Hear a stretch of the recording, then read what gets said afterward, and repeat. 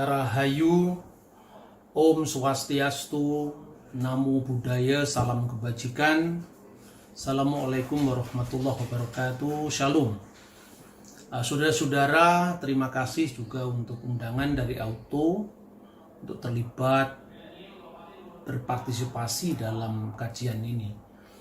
Tapi sebagaimana saya dihubungi awalnya itu berbicara tentang pluralisme dilihat dari mata Pancasila, tetapi karena beberapa saat lalu kemudian teropong kita ini lebih diarahkan kepada khilafahisme, maka saya sampaikan bahwa mungkin saya tidak terlalu banyak menyinggung ke sana karena memang sudah disampaikan oleh Mas Juli Qodir dan Mbak Dina Sulaiman tadi. Barangkali apa yang mau saya sampaikan itu adalah merupakan menggali akar sejarah dalam mengokohkan perlawanan kita bersama terhadap ideologi transnasional. Dennis Lombard pernah berkata bahwa masa lalu suatu bangsa itu sangat menentukan bagaimana cara dia menatap masa depan. Negeri yang memiliki pengalaman kemajemukan yang lebih kuat itu bisa lebih mengelola perbedaan. Seperti misalnya Mesir. Mesir itu memiliki 7 pilar peradaban. Amidah sab'ah lisaksiyatil masriyah. Itu ternyata melahirkan Islam yang lebih toleran ketimbang negara-negara yang lebih homogen dalam warisan sejarahnya. Nah, dalam konteks pemikiran semacam itu, saya sangat meyakini bahwa kemajemukan Indonesia itu jauh lebih kuat, jauh lebih memiliki lintasan sejarah yang panjang dari banyak negara yang pertama kali baru memiliki pengalaman kemajemukan. Terlebih dulu saya akan melihat bahwa Indonesia yang dulu disebut sebagai Nusantara atau Dwipantara pada masa prasejarah itu bukan sekedar kesatuan teritorial, politik, budaya dari abad ke abad. Menjadi tempat bertemunya bukan sekedar pulau-pulau di antara dua benua itu, tetapi hamparan nilai-nilai budaya yang berdialog secara dinamis, dan itu datang dari budaya dunia. Baik itu adalah India, Arab, Eropa. Dan fakta ini sesungguhnya dicatat oleh banyak penulis sejarah di luar sebelum bangsa kita sendiri menuliskan sejarahnya. Saya bisa memberikan contoh misalnya abad kedua Masehi sekitar tahun 150-an. Itu babak geografi dunia yang namanya Claudius Ptolemaeus dalam bukunya Geographike Hypogesis, dia telah mencatat tentang Indonesia yang disebut sebagai Chrysonesos, Pulau Emas, dan Javadiu, Jawa Dwipa, Yunanisasi dari teks Sanskrit Jawa Dwipa. Ramayana India pada zaman yang sama ditulis oleh Srimad Walmiki. Ramayana itu telah menyebut Yawadvipa Matikramnya Sishrunama Parwata, yang menunjukkan bahwa negeri Nusantara dengan pusatnya di Jawa itu memiliki tambang-tambang emas, ya, yang artinya kekayaan yang luar biasa, yang Saptarajo dikelilingi oleh 7 wilayah kerajaan, Pasupitam sebagai hiasan. Swarna Rupya Kadwipam, Pulau Emas, Pulau Perak, itu kira-kira abad kedua masih. Purana-purana India, juga catatan-catatan sejarah Arab yang menyusul kira-kira abad 9 dan 10 itu sudah berbicara tentang Indonesia. Nah, melalui pelacakan historis yang menurut saya cukup lengkap, baik itu dari dalam maupun dari luar, kita bisa melihat bagaimana penghayatan bangsa ini terhadap kemajemukan. Sebelum datangnya agama-agama dunia seperti Hindu, Buddha, Islam, Kristen, bangsa kita sudah memiliki keyakinan tentang adanya the supreme being yang disebut dengan kata Nusantara kuno Yang, Dan kata yang itu sesungguhnya yang menjadi akar kata dari istilah yang sekarang kita pakai, sembahyang, artinya menyembah Tuhan. Karena itu Profesor Muhammad Yamin dalam bukunya Sabta Parwa itu, dia menafsirkan kata Yawadvipa Matikramnya Sisrunama Parwata selain rujukan sebagai Pulau Papua, tetapi juga rujukan sebagai local genius bangsa Indonesia yang menerima pengaruh-pengaruh luar tapi tanpa kehilangan jati diri untuk merefleksikan kembali dalam konteks budayanya sendiri yang sangat kaya. Dan Tuhan yang Maha Tinggi itu disimbolkan dengan Giri atau Parwata dalam bahasa Sanskerta. Nah, kata ketuhanan sendiri dalam bahasa Indonesia berakar dari bahasa Melayu yang berasal di kata Tuhan. Dan ketika Hindu, Buddha masuk, maka unsur-unsur Sanskrit ya itu masuk, turut menghiasi bagaimana inkulturasi budaya atau kontekstualisasi agama sekaligus itu di dalam sejarah yang panjang. Ketika Islam pertama kali muncul di Indonesia, dia selain menggunakan kata Arab Allah yang tentu waktu itu belum banyak dipahami oleh penduduk setempat, Prasasti Trengganu menerjemahkan kata Allah itu dengan Dewata Mulia Raya dari bahasa Sanskerta. Ini pernah disampaikan oleh Cak Nur dan cukup menuai kehebohan karena kata Dewata itu sekarang dikonotasikan hanya dari agama Hindu.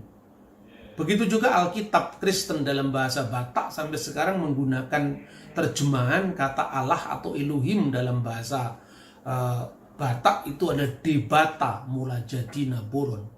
Debata perubahan huruf B dan V itu seperti vihara dengan biara.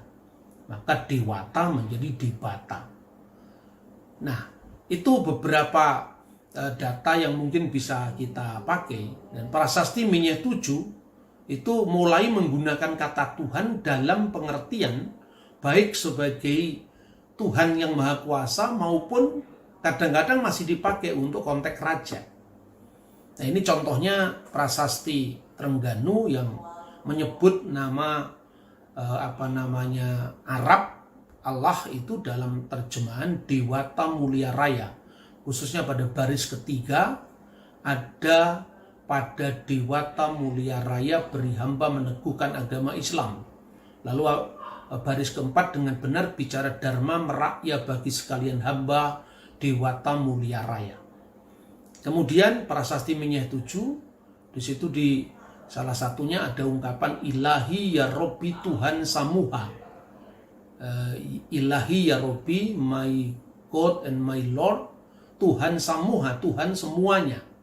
Taruh dalam swarga Tuhan Tatuha. Nah, Tuhan yang kedua itu menyangkut tentang gelar raja.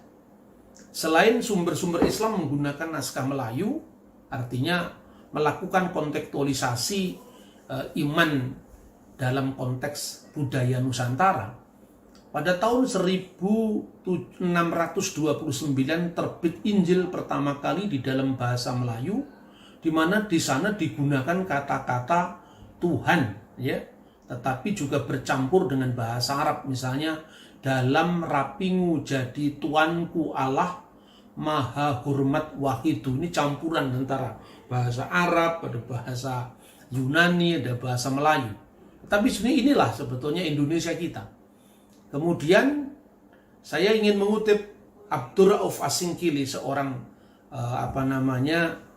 ulama besar di Aceh. Dia menerjemahkan Al-Quran di dalam bahasa Melayu dalam huruf Arab yang dikenal dengan Tarjumanul Mustafid. Kata Alhamdulillahirabbil alamin diterjemahkan segala puji bagi Allah, Tuhan yang mempunyai segala makhluk. Sementara Qul huwallahu ahad diterjemahkan kata olehmu ya Muhammad, pekerjaan itu juga Tuhan yang Maha Esa. Nah, ini kata Esa maupun kata Tuhan itu sudah dipakai pada abad 17 baik itu di kalangan Islam maupun di kalangan Kristen. Seperti ini. Ini adalah terjemahan Injil dari tahun 1733, di mana di situ disebutkan, "Hei orang Israel, Maha besar Tuhan ilah kami, itulah Tuhan yang asa adanya." Nah, kata asa ternyata itu bukan bahasa Sanskrit, bukan bahasa Pali, tapi itu adalah rumpun dari bahasa Austronesia kuno yang sampai sekarang dilestarikan dalam bahasa Dayak. Misalnya asa, dua, telu, atau sebagian dari bahasa Minang, misalnya isa hilang, dua terbilang, dan seterusnya. Nah, dalam konteks seperti itulah maka bangsa kita menggumuli bagaimana kira-kira dasar yang bisa mengikat kemajemukan bangsa. Toh kata asa itu dipakai dalam semua tradisi keagamaan. Orang Hindu jauh sebelum Islam dan Kristen sudah mengenal kata ekam dalam pengertian yang esa. Misalnya dalam ungkapan ekam eva advit yang Brahman. Tuhan itu esa dan tiada duanya. Begitu juga sumber kitab Taurat dalam bahasa Ibrani, Shema Yisrael Adonai Eloheinu Adonai Echad. Artinya bahwa keesaan itu bisa mengikat semua agama tentu di dalam konteks teologinya masing-masing.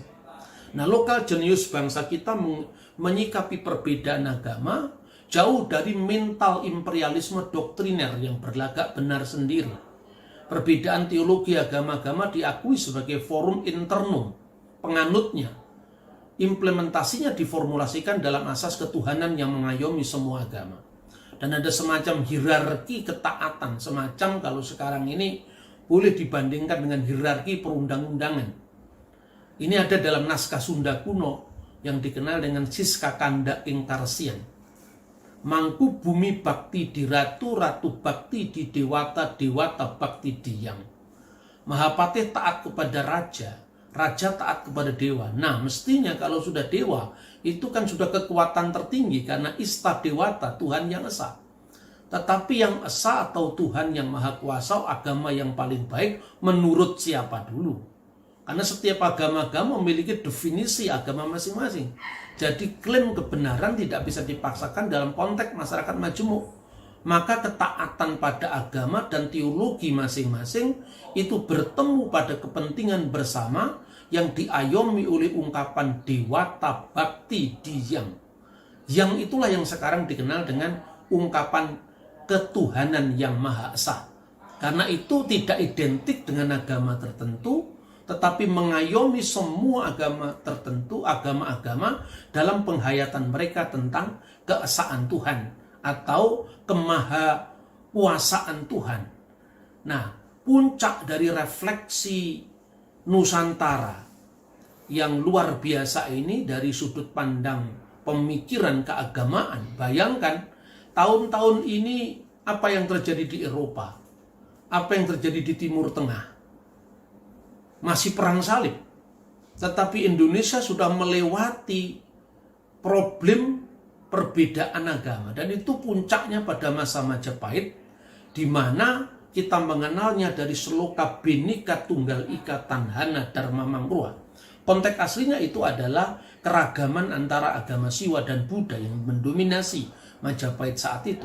Tetapi ditegaskan bahwa mangka jinat walawan siwa tatwa tunggal Bhinneka Tunggal Ika Tanhana Dharma Mangrua.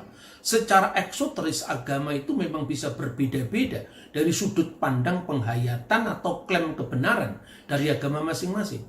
Tetapi di atas semua itu Tuhan yang menciptakan jagat raya, termasuk agama-agama, termasuk umat manusia, itu adalah Tuhan yang satu. Itulah yang diungkapkan dari Bhinneka Tunggal Ika, yang menurut saya itu lebih dari sekedar pluribus unum. Karena ini bukan sekedar mengikat simpul-simpul budaya, tetapi juga sudah maju dengan pendekatan the transcendental unity of religion.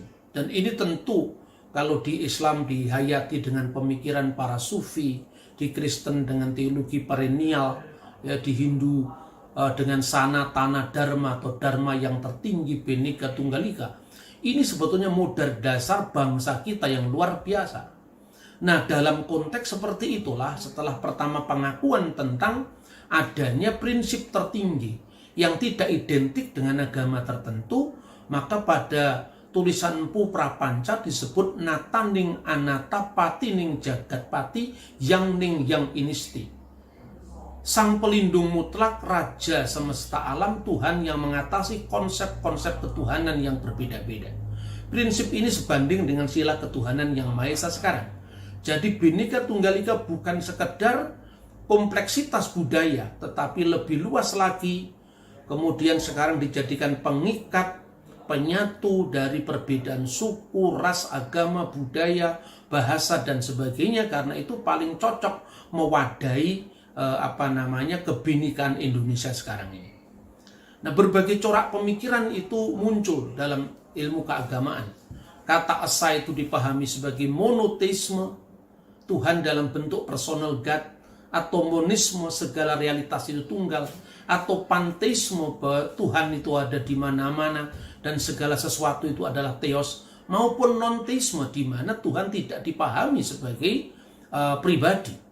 Dan jejak monoteisme dunia itu sudah dimulai jauh sebelum zaman misalnya Nabi Musa, yaitu pernah hidup yang namanya Fir'aun Akhenaten, yang dibunuh karena pengakuannya terhadap Tuhan yang esa itu. Nah, saudara-saudara, dalam konteks seperti itulah bangsa Indonesia ketika menjelang kemerdekaan harus menerima sila ketuhanan yang Maha Esa. Dan itu secara sangat bagus diungkapkan dalam pidato pertama Bung Karno 1 Juni tahun 1945. Yang menurut beliau bukan hanya bangsa Indonesia itu bertuhan, tapi hendaknya setiap orang Indonesia bertuhan menurut konsepnya masing-masing. Yang Kristen bertuhan menurut petunjuk Isa Al-Masih, yang Islam bertuhan menurut petunjuk Nabi Muhammad SAW, dan orang Buddha menjalankan ibadatnya menurut kitab-kitab yang ada padanya. Kenapa yang Buddha tidak bertuhan menurut petunjuk Sang Siddhartha Gautama? Karena Bung Karno tahu persis bahwa Buddha itu adalah teologinya non-teis. Tuhan tidak dimutlakkan dalam konteks personal God, tetapi sebagai impersonal God. Tetapi hendaklah semua agama menjalankan agamanya masing-masing, baik Islam maupun Kristen, dengan cara yang berkeadapan, saling hormat menghormati. Dalam konteks itulah Bung Karno menyebut ketuhanan yang berkebudayaan sebagai implementasi dari ketuhanan yang Maha Esa. Jadi sila yang diusulkan Bung Karno adalah ketuhanan yang Maha Esa. Hatiku akan berpesta pora apabila saudara-saudara menyetujui bahwa Indonesia merdeka berasaskan ketuhanan yang Maha Esa. Itu dari pidato 1 Juni 45, dan implementasinya adalah ketuhanan yang berkebudayaan, ketuhanan tanpa egoisme agama-agama. Jadi bukan rumusan yang bertentangan. Rumusan yang kita pakai sekarang ketuhanan yang Maha Esa, tetapi jiwa dari sila itu adalah ketuhanan dengan berkebudayaan, ketuhanan dengan hormat menghormati, ketuhanan tanpa egoisme agama. Nah, kemudian yang kedua, bagaimana dalam konteks pelaksanaannya sila itu. Seperti Bung Karno, Profesor Supomo menghendaki pemisahan agama dan negara. Tapi tidak berarti negara bersifat areligius. Agama tetap sebagai landasan etik, moral, spiritual harus dijunjung tinggi dalam penyelenggaraan negara. Supomo membedakan antara negara Islam dengan negara yang berdasarkan cita-cita luhur dari agama Islam. Oleh karena itu, maka dalam rapat 2 hari setelah kemerdekaan, mulai digagas adanya menteri kehakiman yang tidak hanya mengatur peradilan, soal penjara dan sebagainya, tapi juga terkait dengan bisa memberikan masalah-masalah keagamaan kalau agama itu memerlukan fasilitas negara. Gagasan ini yang kemudian ditampung dalam pembentukan Kementerian Agama.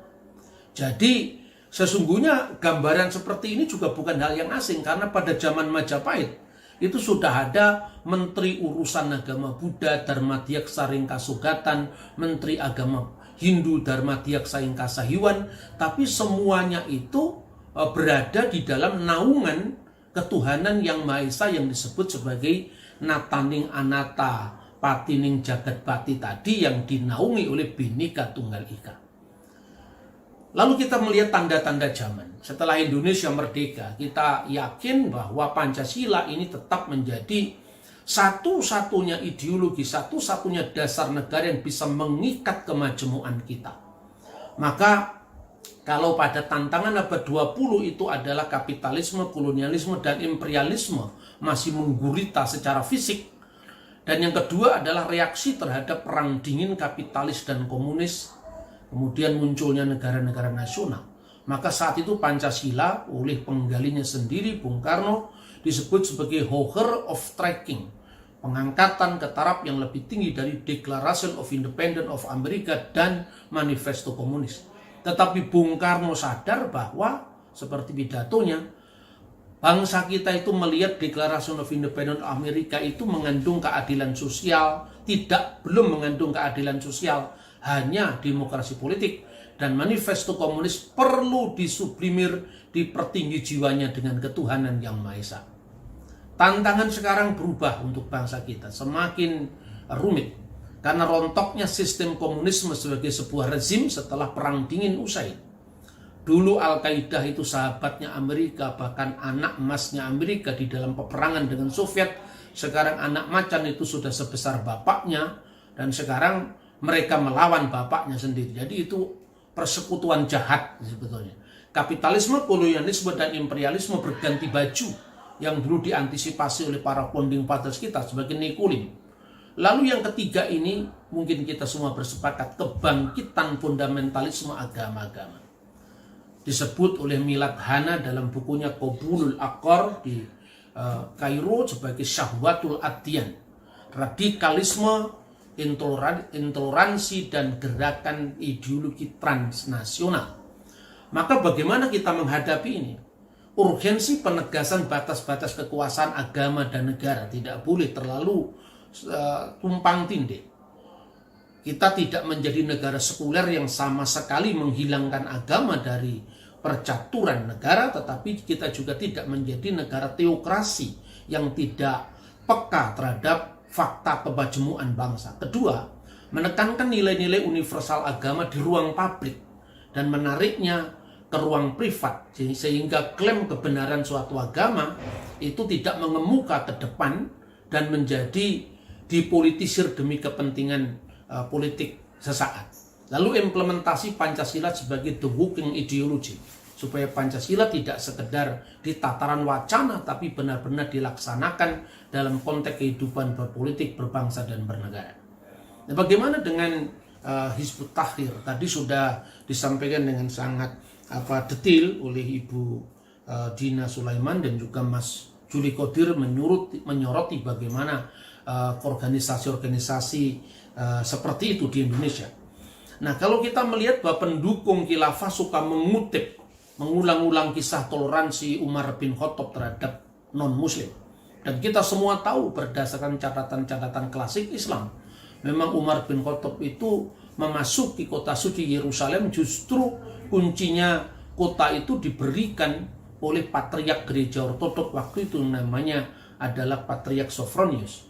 Tetapi tidak boleh juga menghilangkan fakta bahwa di Yerusalem pula pernah terjadi penindasan terhadap minoritas yang luar biasa. Tidak satupun gereja berdiri, semua dihancurkan oleh seorang khalifah yang agak gila, namanya Khalifah Al-Hakim. Karena apa? Saya sepakat bahwa memang khilafah itu tidak tunggal, dan apa yang dicontohkan itu secara acak. Kadang-kadang itu mamlakah atau kerajaan hanya karena rajanya bergelar khalifah lalu diklaim itu sebagai khilafah dalam pengertian yang dijual oleh teman-teman yang memperjuangkan khilafahisme itu. Nah, sebaik-baik sistem teokrasi yang ditawarkan selalu mengandung kelemahan karena klaim kebenaran agama. Penguasa itu selalu mensubordinasi agama-agama lain di bawah agama penguasa, hingga kedudukan warga negara tidak setara. Equality before law itu tidak bisa tercapai. Tapi seburuk-buruknya sistem demokrasi, kelemahannya hanya terletak pada penegakannya, bukan pada asas-asasnya yang relatif universal. Nah, saudara-saudara, dalam pandangan dunia orang-orang khilafah ini, termasuk Hizbut Tahrir, di mana dunia itu dibagi secara hitam putih sebagai Darul Harb, yaitu wilayah perang, dan Darul Islam, itu wilayah damai atau wilayah Islam. di luar sistem politik mereka adalah kafir yang wajib diperangi. Kalau Bung Karno pernah mengalami pergulatan batin ketika menandatangani vonis Kartosoewirjo, karena sekalipun dia berbeda secara ideologi, tetapi bagaimanapun juga Kartosoewirjo pernah berjuang untuk negeri ini. Tetapi karena Kartosoewirjo yang punya andil pun dalam konteks perjuangan melawan penjajah itu ternyata menyalahi atau bertentangan dengan komitmen kebangsaan kita, maka akhirnya Bung Karno pun bismillah menandatangani vonisnya Kartosoewirjo.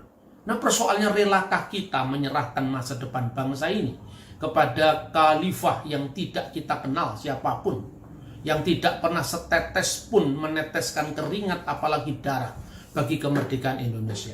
Tentu ini renungan kita bersama. Dan terakhir, bahwa khilafah ala Hizbut Tahrir yang mengidentifikasikan sang khalifah dengan negara itu sendiri.